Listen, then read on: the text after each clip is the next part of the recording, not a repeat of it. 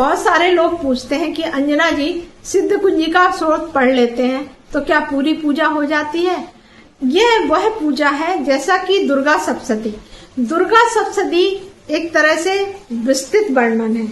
कब पढ़ें यह भी आपको बताने वाली है। नवरात्रि में 9 दिन विशेष रूप से अष्टमी और नवमी के दिन हमें दुर्गा सप्तशती पूरी पढ़ना चाहिए। दोस्तों, किसी भी दिन जब आप दुर्गा सप्तशती नहीं पढ़ पा रहे हैं तो सिर्फ कुंजिका स्रोत पढ़ सकते हैं। कुंजिका क्या है? कुंजिका यानी चाबी, मतलब दुर्गा सप्तशती की चाबी। कुंजिका इसीलिए बोली गई है, इसने महादेव जी ने पार्वती जी को बताया था।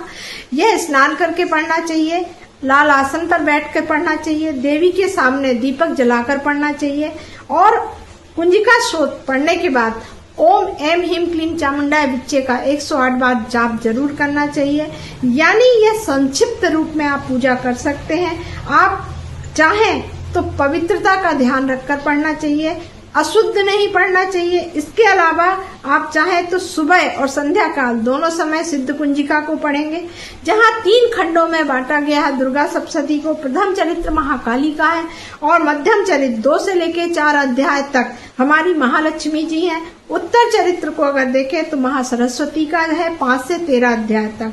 तो हमें प्रतिदिन नहीं पढ़ सकते हैं तो अल्टरनेट पढ़ना चाहिए। पहला पाठ और 13वां पाठ, दूसरा पाठ और 12वां पाठ, ऐसे करके आप इसको पूरा कर सकते हैं। दुर्गा सप्तशती पढ़ते समय बीज मंत्र का प्रयोग जरूर करना चाहिए।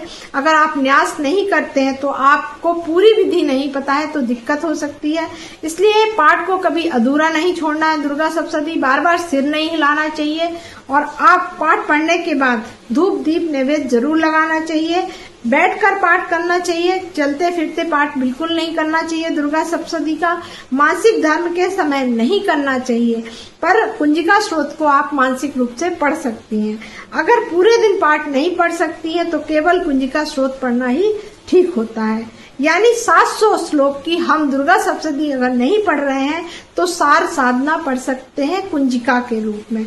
तो चाहेंगे आप कि ये श्रापित क्यों है दुर्गा सप्तशती? अगले एपिसोड